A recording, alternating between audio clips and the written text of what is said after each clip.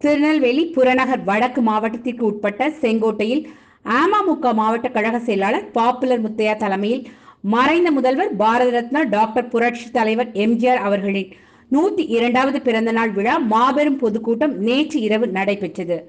அம்மா மக்கள் முன்னேற்ற கழக துணை பொதுச் செயலாளர் திரு டிடிவி தினகரன் அவர்களின் ஆணைக்கிணங்க பாரத ரத்னா புரட்சி தலைவர் டாக்டர் எம்ஜிஆர் அவர்களின் 102வது பிறந்த நாள் விழா பொதுக்கூட்டங்கள் தமிழ்நாடு முழுவதும் அனைத்து மாவட்டங்களிலும் நடைபெற்றது. திருநெல்வேலி புறநகர் வடக்கு மாவட்ட கழகம் சார்பில் செங்கோட்டையில் நேற்று இரவு மாபெரும் பொதுக்கூட்டம் மாவட்ட கழக செயலாளர் பாப்புலர் முத்தையா தலைமையில் நடைபெற்றது. மாவட்ட கழக இணை செயலாளர் சுமதி கண்ணன், மாவட்ட கழக துணை செயலாளர் பிச்சமாள் சண்முக சுந்தரம் ஆகியோர் முன்னிலை வகித்தனர். செங்கோட்டை நகர கழக செயலாளர் செங்கை முத்தையா வரவேற்புரை ஆற்றினார். கழக வர்த்தக அணி செயலாளர் சவுந்தர பாண்டியன், கழக இளைஞர் அணி துணை செயலாளர் சின்னதுரை, கழக செய்தி தொடர்பாளர் அதிவீரராம பாண்டியன், கழக பேச்சாளர் தேனி ராமர் ஆகியோர் கலந்து கொண்டு சிறப்புரை ஆற்றினார்கள்.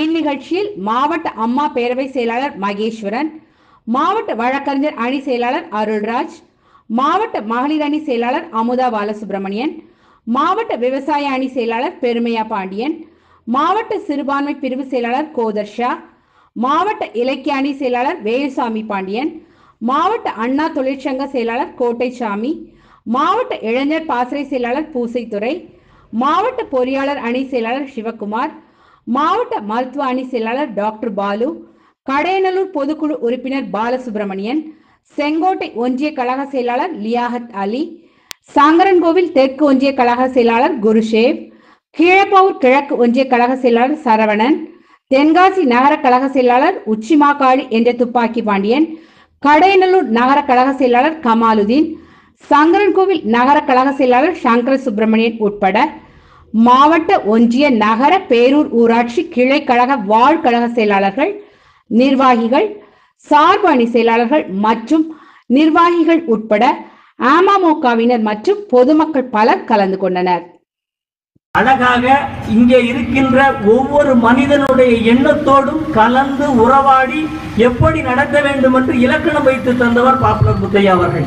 ஆனால் இன்றைக்கு நடக்கின்ற அந்த ஊராட்சி விழாக்களை பாருங்கள். ஏதோ கட்சி கூட்டத்தில் ஒரு சவலப்பிள்ளை உட்கார்ந்து ஏதோ சொல்கிறது. பாவம், எதிரிலே இருப்பவர்கள் வேறு வழியில்லாமல் கேட்கிறார்கள். ஆக தான் செய்கின்ற ஒவ்வொரு செயலையும் இப்போ கூட இந்த நிகழ்ச்சி நடைபெற இருக்கிறது. யாரெல்லாம் பேச போகிறீர்கள், எவ்வளவு நேரம் பேசுவீர்கள், அதற்கு தகுந்தாற் போல் நான் அதை சரி செய்ய வேண்டும் என்று ஒரு நிகழ்ச்சி ஆரம்பிப்பதற்கு முன்னாகவே செயல் திட்டமிடுகிற ஒரு பேராற்றல்.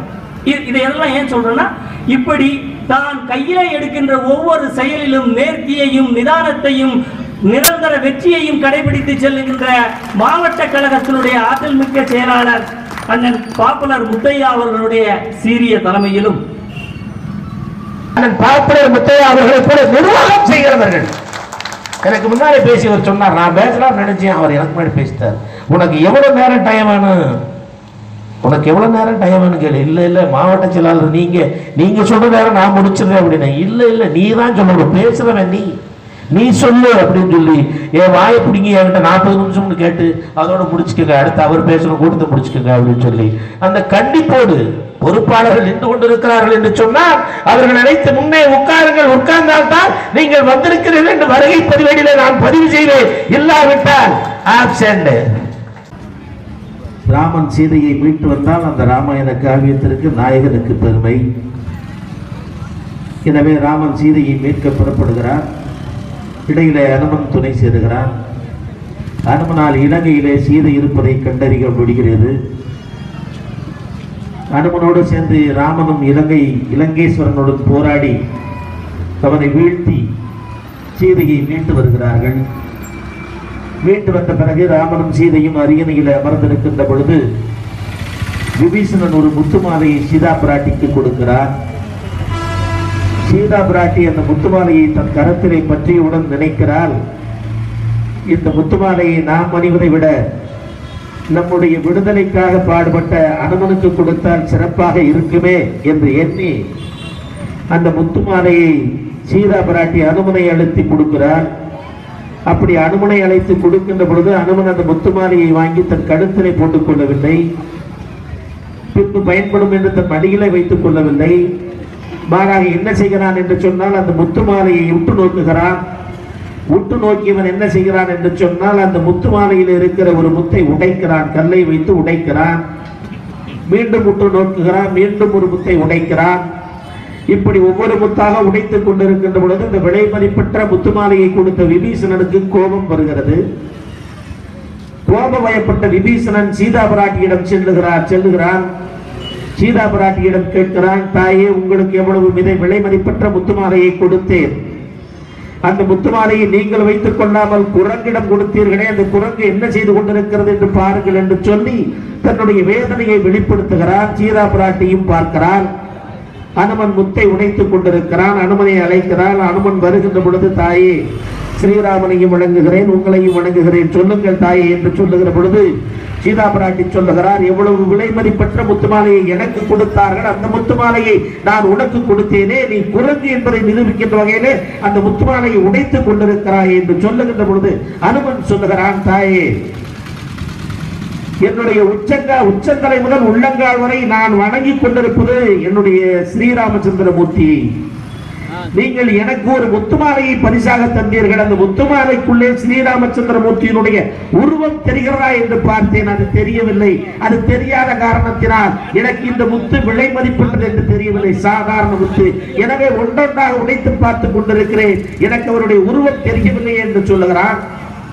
அப்படி சொல்லுகின்ற பொழுது அனுமனை பார்த்து கேட்கிறார் சீதா பிராட்டி, உச்சந்தலையிலிருந்து உள்ளங்கால் வரைக்கும் உனக்கு ஸ்ரீராமச்சந்திரமூர்த்தியினுடைய உருவம் தெரிகிறது என்று உருவம் பதிந்திருக்கிறது என்று சொல்லுகிறாயே, உன்னுடைய இதயத்தை பிளந்து பார்த்தால் அங்கே ஸ்ரீராமச்சந்திரமூர்த்தியினுடைய உருவம் தெரியுமா என்று கேட்கின்ற பொழுது சிறிதும் மனம் தளராமல், எதையும் எதிர்பாராமல் அனுமன் தன் இரு கரங்களாலும் தன் இதயத்தை பற்றி இரண்டாக பிளந்து காட்டுகிறான். உள்ளே ஸ்ரீராமச்சந்திரமூர்த்தியினுடைய உருவம் தெரிகிறது. அதை போல இங்கே அமர்ந்திருக்கிறவர்கள் யார் இதயத்தை பிளந்து பார்த்தாலும் எம்.ஜி. ராமச்சந்திரனுடைய உருவம் தெரியும் அல்லவா? தெரியுமா தெரியாதா? இன்றைக்கு ஆட்சி கட்டிலே அமர்ந்திருக்கின்றவர்கள் இதயத்தை பிளந்து பார்த்தால் பணப்பெட்டி தெரியுமே தவிர அங்கே எம்.ஜி. ராமச்சந்திரனுடைய உருவம் தெரியாது. காரணம் என்னவென்று சொன்னால், உண்மையாக புரட்சி தலைவரால் உருவாக்கப்பட்ட அத்தனை தொண்டர்களும் இன்றைக்கு இருக்கிறார்கள் என்று சொன்னால் அது அம்மா மக்கள் முன்னேற்ற கழகத்திலேதான். இன்றைக்கு காவல்துறை ஏதோ நம்மை பார்த்து விரட்டி கொண்டிருக்கிறீர்கள் என்று நினைக்காதீர்கள். 10 மணியோடு கூட்டத்தை முடித்துவிடும், இங்கே நிற்காதீர்கள், பிளக்ஸ் போர்டு கட்டாதீர்கள் என்று சொல்லுகிறார்கள் நினைக்காதீர்கள். அவர்கள் இதயத்தில் பயந்து கொண்டு வேலை செய்து கொண்டிருக்கிறார்கள். இவன் தான் நாளைக்கு ஆட்சி கட்டிலே அமரப் போகிறார்கள், இவர்களை பகைத்துக் கொண்டால் இந்த ஊரிலே இருக்க முடியாது என்று நினைத்துக் கொண்டிருக்கிறார்கள். ஆனால் அண்ணன் டிடிவி அவர்களை பொறுத்தவரையில் எந்தெந்த காவல்துறை அதிகாரிகள் நம்மிடம் இடல் செய்கிறார்களோ அவர்களுக்கெல்லாம் பதவி உயர்வு தான். என்ன சிரிக்கிறீங்க? நான் சொல்ற பதவி உயர்வு வேற, நீங்க சிரிக்கிற பதவி உயர்வு வேற. அவர் யாரையும் பழிவாங்க தெரியாது. அதனால்தான் அவருக்கு மக்கள் செல்வர் என்று பெயர் பெற்றார். நான் எதற்காக இந்த கதையை நான் சொன்னேன் என்று சொன்னால், புரட்சி தலைவருடைய 102வது பிறந்த தின விழா. எனக்கு கொடுத்திருக்கிற வினாடி பொழுதுகளோ 40 நிமிடம். யார் பெயரை சொன்னாலும் எம்ஜிஆர் பெயரை சொல்லாமல் போய்விடுவேன், டிடிவி பெயரை புகழை சொல்லாமல் போய்விடுவேன். அண்ணன் பெயரை சொல்ல வேண்டும் என்று அவசியமே இல்லை. காரணம் என்னவென்று சொன்னால், அதற்குள்ளேயே பாப்புலர் என்ற ஒரு வார்த்தை இருக்கிறது. பாப்புலர் என்றாலே விளம்பரம் தான். விளம்பரத்திற்கு எதற்கு இன்னொரு விளம்பரம்? ஆனால் ஒன்றை மட்டும் நான் உறுதியாக சொல்லிக் கொள்வேன். இன்றைக்கு தமிழகம் முழுவதும் சுற்றி வருகிறேன், மக்கள் செல்வரோடு அவருக்கு சிறப்புரையாற்றி வருகிறேன், அவரோடு சுற்றி வருகிறேன். ஆனால் மக்கள் செல்வர் வராத இடத்துல, ஒரு மாவட்டத்தில் வருகின்ற வழிகள் எல்லாம் பாப்புலர் முத்தையா அவர்களை படத்தை போட்டு, புரட்சி தலைவர் படத்தை போட்டு பிறந்த தின விழாவிற்கு இந்த மாவட்டத்திலே தான் அதிகமாக நான் பார்க்கிறேன். வருகின்ற வழிகள் எல்லாம் என்ன காரணம்? செயல்பாடு. அத்தகைய செயல்பாடு இருக்கின்ற காரணத்தினால்தான் பொறுப்பாளர்லாம் வந்து பொறுமையா முன்னாடி உட்கார்ந்து இருக்கிறீங்க. இல்லைன்னா பின்னாடி நின்று பேசிட்டு இருப்பீங்க. இங்க ஒரு கூட்டம் நடந்துட்டு இருக்கோம், அங்கிட்ட ஒரு கூட்டம் நடந்துட்டு இருக்கோம். என்ன காரணம்? இன்றைக்கு மக்கள் செல்விடம் அண்ணன் அவர்கள் பெற்றிருக்கிற அன்பை நான் பார்க்கின்ற வாய்ப்பு எனக்கு கிட்டி இருக்கிறது. அவரை பார்த்தவுடன் வண்டியை நிறுத்தி அவரை அழைத்து பேசி வண்டிகளை ஏற்றி அவருக்கு கொடுக்கின்ற மரியாதையை பார்க்கின்ற பொழுது எனக்கு வியப்பாக அன்றைக்கு தெரிந்தது. ஆனால் அந்த வியப்பினுடைய பொருள் இன்றைக்கு புரிந்தது. என்ன காரணம்? அவருடைய உழைப்பு அவருக்கு பிடித்திருக்கிறது. நான் கடைசியிலே சொல்ல வேண்டும் என்பதை எல்லாம் முதலிலே சொல்லிக் கொண்டிருக்கிறேன். இன்னைக்கு புரட்சி தலைவர் எம்ஜிஆருடைய பிறந்த தின விழாவிற்கு நான் பேசுகிற இடம் எந்த இடம்? எந்த இடம்? வருகின்ற 3 மாதங்களுக்கு பிறகு நான் பிடிக்க போகின்ற இடம் செங்கோட்டை. அந்த செங்கோட்டையினுடைய தலையெழுத்தை நிர்ணயிக்க போவது அம்மா மக்கள் முன்னேற்ற கழகம். இது யாராலும் மாற்ற முடியாது. அன்றைக்கு இந்த ஓபிஎஸ் இபிஎஸ் எல்லாம் எங்கு இருக்கிறார்கள் என்றே தெரியாது. ஓபிஎஸ் சொல்லுகிறார், எனக்கு டிடிவி என்றால் யார் என்று தெரியாது. யாரிடம் சொல்லுகிறீர்கள்?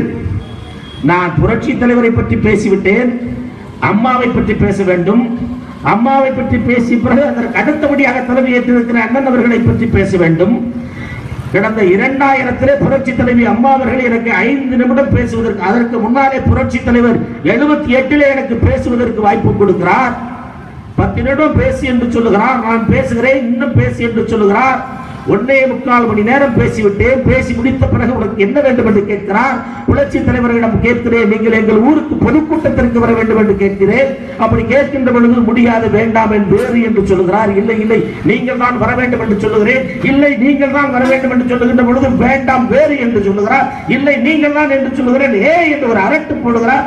அரட்டு போட்ட பிறகு பயந்து கொண்டே நான் சொல்லுகிறேன், சிறுபிள்ளைத்தனமாக அன்றைக்கு இருந்த கழகத்தினுடைய கொள்கை பரப்பு செயலாளரை எங்கள் ஊருக்கு அனுப்புங்கள் என்று சொல்லுகிறேன். சொல்லிய அடுத்த வினாடி கொன்று விடுவேன் என்று சொல்லிவிட்டு எங்களை எல்லாம் ஒரு அறையிலே விட்டு அடைத்து விட்டு மேலே சென்று விட்டார். என் கூட இருந்தவனுக்கு எல்லாம் உயிரே போயிடுச்சு. ஏண்டா போய் அந்த மலவடாடி கூட்டத்துக்கு கூப்பிட்டா அடிப்பார்கள் உடைய. நான் சொல்லுகிறேன், புரட்சி தலைவரிடம் அடிபட்டாரும் எனக்கு பெருமை, அடிக்கட்டும் பரவாயில்லை என்று சொல்லி நான் அமர்ந்து கொண்டிருக்கிறேன். ஒரு 3/4 மணி நேரம் கழித்து அன்றைக்கு இருந்த தலைமை நிலைய செயலாளர் துரை அவர்கள் ஓடி வந்தார். டே தேனிக்காரன், என்னடா சொக்குப்படி போட்ட? புரட்சி தலைவி அம்மா அவர்களை உங்கள் ஊருக்கு புரட்சி தலைவர் முதலாக புரட்சி தலைவி அம்மா அவருடைய வாழ்க்கையிலே பொதுக்கூட்டத்திற்கு அழைத்த பெருமையை பெற்றவர் நான். அப்படி அழைத்த அந்த தாயும் என்னை பேச சொல்லுகின்ற பொழுது அவரிடமும் நான் பேசுகிறேன். எனக்கு கொடுத்த நிமிடம் 10 நிமிடம் நான் பேசுகிறேன். இன்னமும் பேசி இன்னமும் பேசி இன்னமும் பேசி என்று சொல்லுகிறார். பேசி முடிக்கின்ற பொழுது 1.25 மணி நேரம். நான் பேசி முடித்த போது சேடப்பட்டி முத்தையா பதவி பறிபோடுகிறது. எனக்கு தலைமை கழக பேச்சாளராக பதவி போடுகிறேன் என்று சொல்லுகிறார். இன்னைக்கு 102வது பிறந்த தின விழா. எல்லாரும் சொல்லும்போது சொன்னாங்க, புரட்சி தலைவருக்கு பிறந்த நாள் விழா கொண்டாடுவதற்கு தகுதி உள்ள கட்சி அப்படின்னு பார்த்தா இன்னைக்கு அம்மா மக்கள் முன்னேற்ற கழகத்தை தவிர யாருமே இல்லை. இதுதான் உண்மை. ஏன்னா இன்னைக்கு ஏற்கனவே நமக்கு நல்லாவே தெரியும், புரட்சி தலைவர் எம்ஜிஆர் அவர்கள் இலங்கையில் பிறந்தாங்க. அவர்கள் எந்த அளவுக்கு கஷ்டப்பட்டு ஏழ்மையிலிருந்து வந்தவங்கன்னு நமக்கு நல்லாவே தெரியும். பல்வேறு கஷ்டங்களை பட்டு தான் அதுக்கப்புறம் சினிமாவுக்கு வந்தாங்க. சினிமாவுக்கு வந்ததுக்கப்புறம் அவருடைய மக்கள் மேல் உள்ள ஈர்ப்பினால திராவிட கழகத்தில் சேர்ந்தாங்க. அதற்கப்புறம் அண்ணா மேல் உள்ள பெரியார் அவர்கள் மேல் உள்ள ஈர்ப்புல திகால சேர்ந்தாங்க. அதுக்கப்புறம் நம்முடைய அண்ணாதுரை அவர்களுடைய பேச்சாற்றல் அதெல்லாம் இணைந்துதான் திமுக சேர்ந்தாங்க. நம்முடைய அண்ணா அவர்கள் இறந்ததுக்கு அப்புறம் பார்த்தீங்கன்னா திமுக ஒரு நிர்கதியான நிலை இருந்தது. அன்னைக்கு கிட்டத்தட்ட ஒரு 5 பேர் அவங்க தான் இன்னைக்கு பெரும் தலைவர்கள் அன்னைக்கு இருந்தாங்க. அப்படி இருக்க பட்சத்தில் அன்னைக்கு திமுகவில் முதலமைச்சராக கருணாநிதி அமர்வதற்கு காரணமாக இருந்தவர் புரட்சி தலைவர் எம்ஜிஆர் அவர்கள் தான். ஏன்னா அன்னைக்கு இருக்கும் போது புரட்சி தலைவர் எம்ஜிஆர் அவர்கள் எந்த அளவிற்கு அன்னைக்கு திமுக வளர்ச்சிக்கு இருந்தாங்க நமக்கு நல்லாவே தெரியும். திமுகவை பொறுத்த வரைக்கும் அந்த திமுக என்ற கட்சியோடைய சின்னத்தை, உதயசூரனை, அந்த கட்சியோட கொடியை பட்டி தொட்டி எல்லாம் கொண்டு சேர்த்த பெருமை புரட்சி தலைவர் அவருக்கு தான் இருக்கு. ஒரு தலைவர் புரட்சி தலைவர் அவர்கள். அப்படிப்பட்ட ஒரு தலைவர் அன்னைக்கு அண்ணா இறந்ததுக்கு அப்புறம் பாத்தீங்கன்னா திமுகல அன்னைக்கு நம்முடைய புரட்சி தலைவர் அவர்கிட்ட கிட்டத்தட்ட ஒரு 40 சட்டமன்ற உறுப்பினர் இருந்தாங்க. அந்த 40 சட்டமன்ற உறுப்பினர் இருக்கும் போது அன்னைக்கே அவங்க சொன்னாங்க, எனக்கு எத்தனை பேர் இருக்காங்க, என்னுடைய நண்பர் அவர் கருணாநிதி, அவர் முதலமைச்சராக வர்றதுன்னா இந்த 40 பேர் உங்களுக்கு ஆதரவு கொடுப்பாங்கன்னு சொன்னதை கணக்கு வச்சு தான் முதல்ல திமுகவுக்கு கலைஞர் அவர்கள் முதலமைச்சர் ஆனாங்க. அந்த டைம்ல நீங்க நல்லா யோசனை பண்ணி பாருங்க, முதலமைச்சராக ஆக்குவதற்கு காரணமாக இருந்தவர் புரட்சி தலைவர் எம்ஜிஆர்.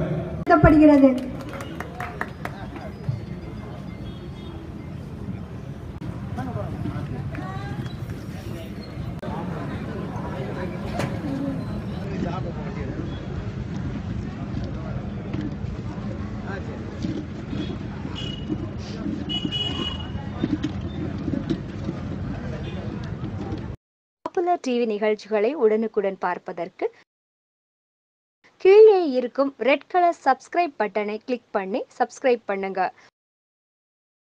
கூடவே பக்கத்துல ஒரு பெல் சிம்பல் இருக்கும், அதையும் கிளிக் பண்ணிட்டா நம்ம டிவியில வரக்கூடிய எல்லா வீடியோவையும் நீங்க மிஸ் பண்ணாம பார்க்கலாம்.